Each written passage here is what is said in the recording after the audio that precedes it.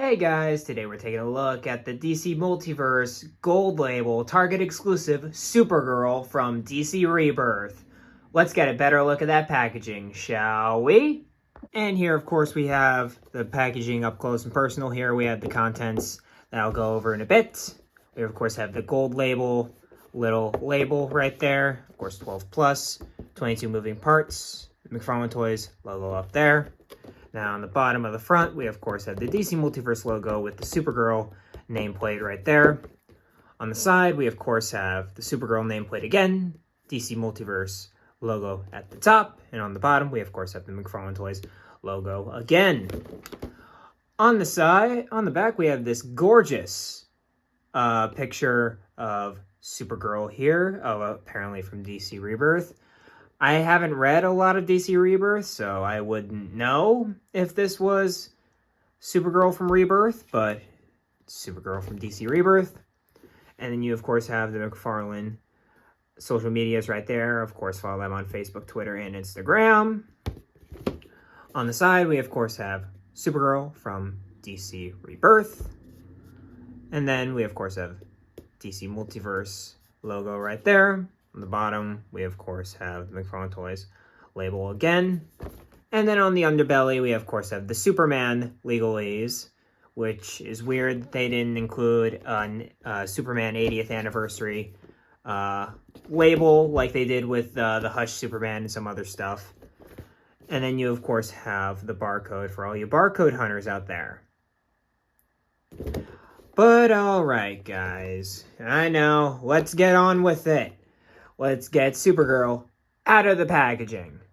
And here is Kara Zor-El out of the packaging. And of course, before we take a look at the figure, we of course have to take a look at the other contents of the packaging. And I know, bear with me, but up first we have the base. And you know the drill here. It's got the DC logo stamped in right there. You got the one peg right there. And then of course you have the printouts right there. And then up next, we have the card here, which of course has this gorgeous picture from the back of the packaging of Supergirl from DC Rebirth, apparently. And then you have a quick bio right there, which that's pretty accurate depending on the origin you want to follow, because like most classic characters, because Supergirl's been around since like, I don't know, the 50s. She's been around for a while. And I could be wrong about that, but I know she's an older character. She's at least been around since the 60s. I know that. But Supergirl is a character that has had several different origins that honestly fall under whatever. The origin I like to go with is the Woman of Tomorrow origin, which is an absolutely fantastic book by Tom King and Bill Kissively. Fantastic book. Like, I could not sing the praise of that book enough. The art is fantastic, and Tom King's writing for Supergirl, chef's kiss. But then we of course have one final thing, and I was very excited to see this, since if you've seen my videos for a while, you know I've been complaining about this. And it's a McFarlane flight stand with a character that's not Superman. What? This is unheard of. Oh my gosh. It's incredible. It's a flight stand. But, you know, of course, you have the hinge at the top. Then you, of course, have the clamp like so. You got all of that going on there. And I love these flight stands. And honestly, Todd, you want to know $1 million idea? Honestly, you probably might make $1 million. If you sell these like you sell the weapons accessory pack. Like $5 a pop? Probably not that much. Probably should be a little less. But I'm just saying, make a lot of gangbusters selling these individually or in packs of 5. Just saying. But that's all the accessories. Let's, of course, take a... We're just going to keep going. And so here is the figure. which is, of course, based off of her rebirth look, which is relatively every Supergirl design.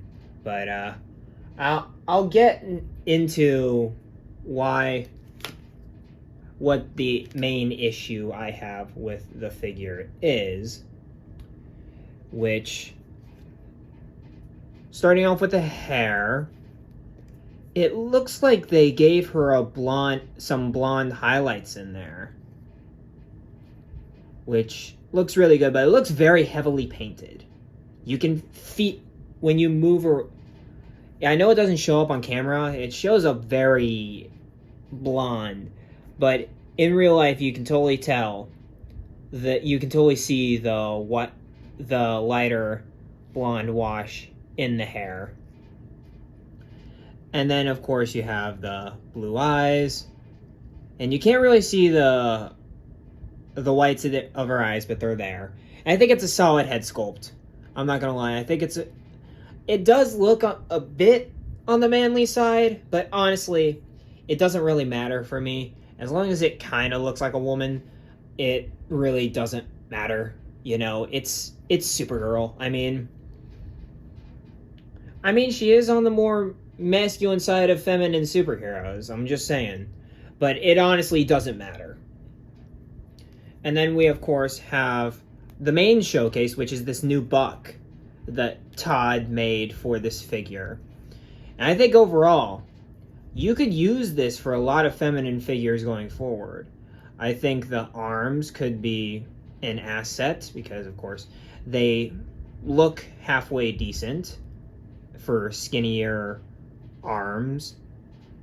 And then like if you want to go for like a less muscular female, like Zatanna, I could see using like the midsection down here and stuff like that.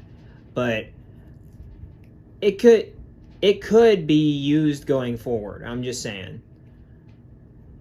And then you of course have the belt and the skirt right there.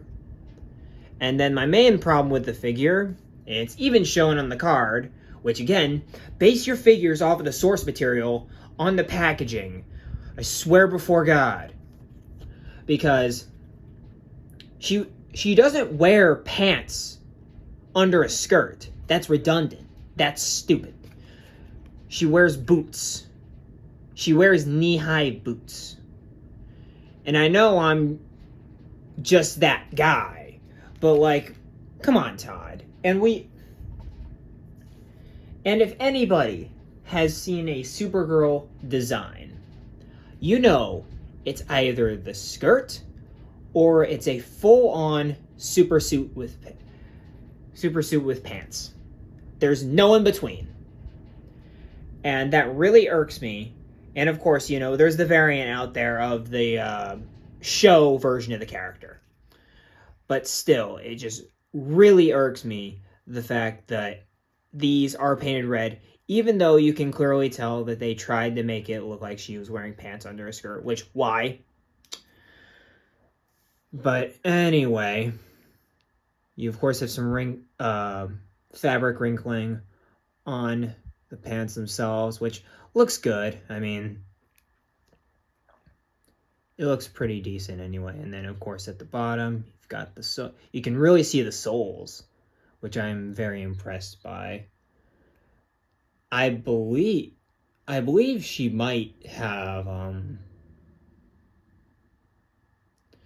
I think she might have not necessarily high heels, but like women's boots. Like, these don't seem like women's boots. And I could totally be wrong. But these don't. They do kind of seem like women's boots now that I think about it. But scratch that. I'm just trying to find stuff to nick about. But overall, I really like the sculpt. I think it really helps the character. And also, there's the back. I mean, very plain back. And then, of course, you got the cape. The fabric cape, which I think is the best part about this figure. It's so cool that we're getting fabric capes now. Like, there are certain characters the plastic capes absolutely rock for. But honestly, I'm a much bigger fan of the fabric capes. They flow well. You can do whatever you want, and they'll adjust to it.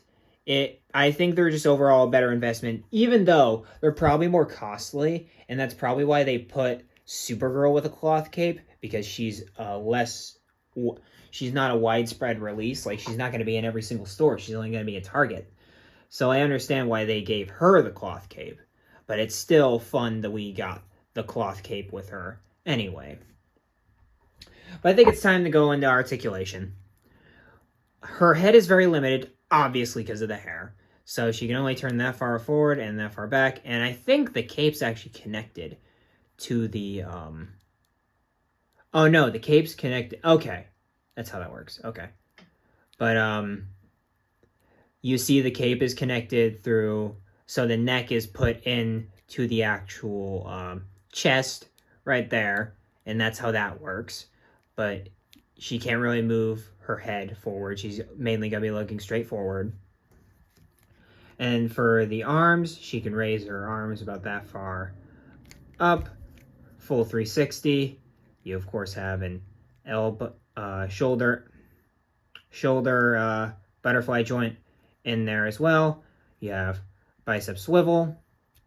Double jointed elbows, which I don't think look that bad, probably because they're smaller. And they have really good range. Like, that's really good range. And then, again, I just would have loved if these were skin colored, but whatever. And then you, of course, have the McFarlane wrist joints, which I love, where you, of course, can do the roll of the dice, rotate the hinge at the top, because the hands are a separate piece, and then you, of course, can move it back and forth like so. I love these wrist joints. Can't get enough of them. For real. I love these. She has a very wide range of rotation when it comes to the abs there. She can move... I don't want to break my figure. She can move that far forward. She can move that far back. Literally reverse the ranges and you'll be fine. That's kind of pitiful. And then why does she need the limbo? Why do all figures need the limbo? And you, of course, because of the skirt being very limiting, I wish they would have cut some... I might honestly cut the skirt. Give the skirt some slits so she can actually move her legs. But she can move that far forward, that far back. She has... That's not even thigh pivot. That doesn't count. And she can theoretically move her legs out like that, but that's... I don't think that's recommended. And then you, of course, have double jointed knees, like so. And then you have the ankle joints right there, which move down and up. And then they rotate at the top and have ankle pivot at the bottom, like so. And then, of course, you got toe articulation, because what's a McFarlane figure without toe articulation? And here Supergirl is with Batgirl, her bestie, at least in the DCAU. But they look pretty good together, despite, Batgirl being an older figure with those gaudy ankle joints right there. But besides that, I think they really work in scale with each other, and you could totally do some like World's Finest-ish kind of stuff with these two right here. I think you could absolutely do some awesome ACBA with these two specific figures right there. I think they'd really complement each other well. And here's Supergirl with some super family characters. We, of course, have Connor Kent, Superboy right there, 90s glam rock Connor. And then we, of course, have the Eradicator on the right. And yeah, she fits in very well with these guys. The only complaint I really have is, plastic cape versus cloth cape. But besides that, I think it really works, and you could totally do some stuff there too.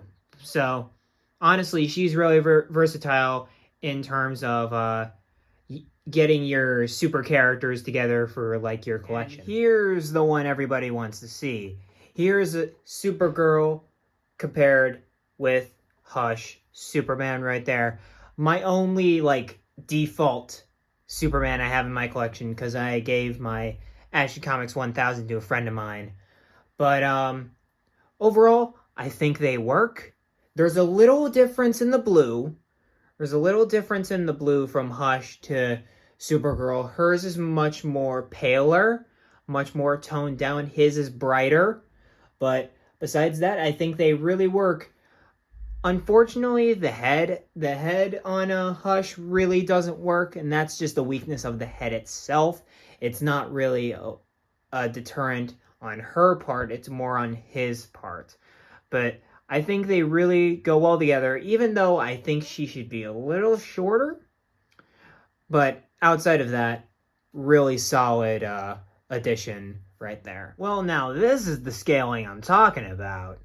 And of course, we have Supergirl next to the Snyder Cut, Henry Cavill, Superman. I wish I had the Target version, though, that had the right colors.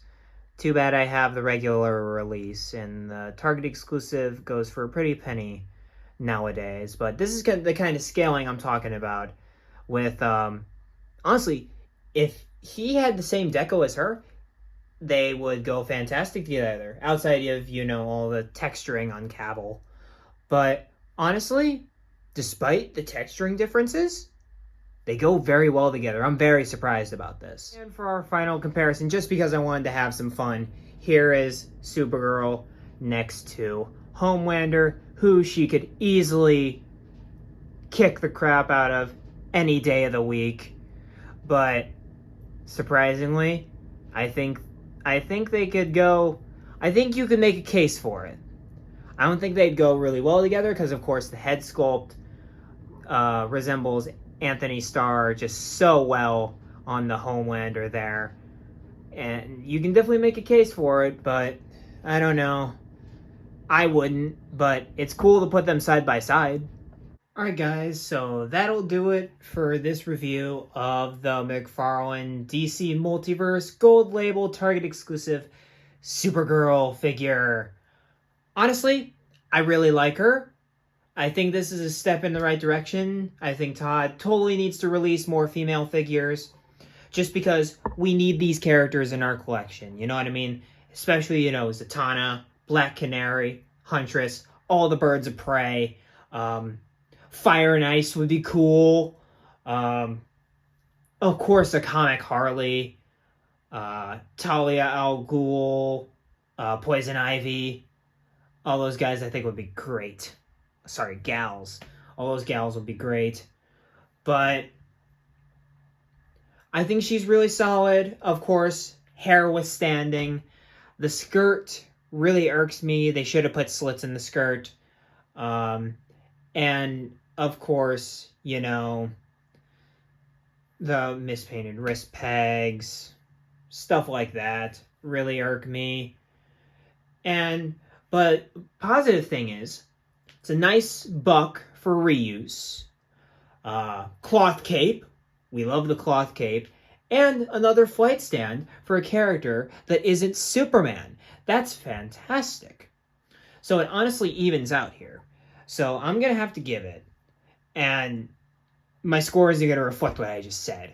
But I'm going to have to give it an 8 because I think it's a really good figure. The sculpt I think is pretty solid despite the lack of movement and of course the mispainting of the legs. But besides that, I really like this figure. Of course, this is a hole that every DC fan I think needs to fill, especially if you're collecting sidekicks, top characters, legacy characters, super characters. She's all of those. I mean, she is the sidekick under Robin when you think of DC sidekicks. It usually goes Robin, Supergirl, pretty much. If you're being in general.